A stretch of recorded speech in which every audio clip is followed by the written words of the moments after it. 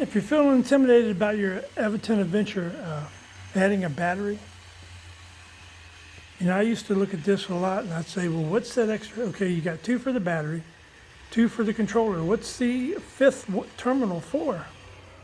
So I took it all apart today. It took me all of 5 minutes. And there's basically 3 terminals there for nothing. And from my information I got from the internet, a lot of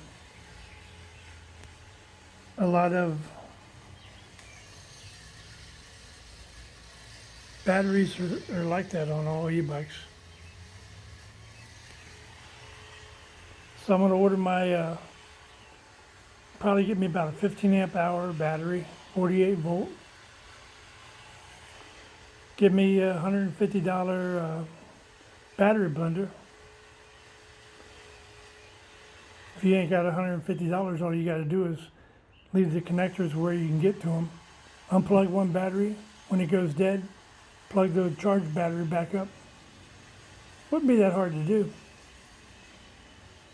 For the life of me, I don't know why the battery blender is they decided that it's worth $150.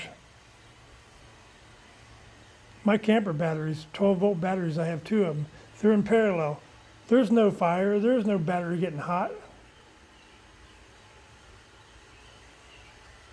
They keep each other balanced off pretty good. I mean, the juice comes out of them equally. But that's what they say. You just got to wonder if it's a conspiracy or not.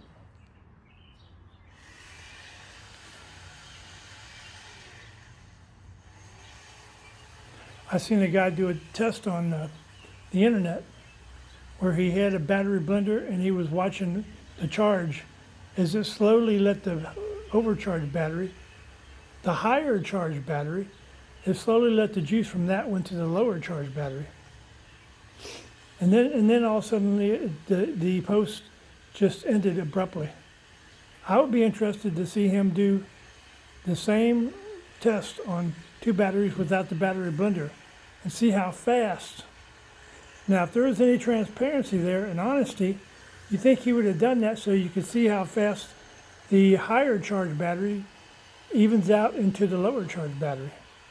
And maybe put a temperature thing on there where you can see if the battery's getting hot.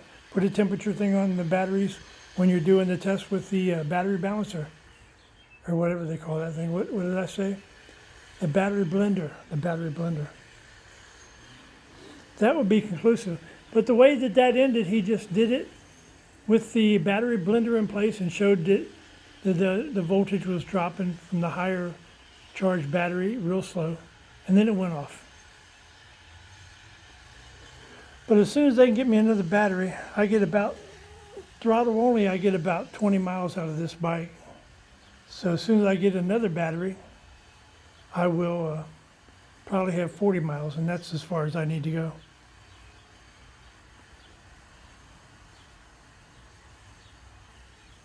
I love my bike.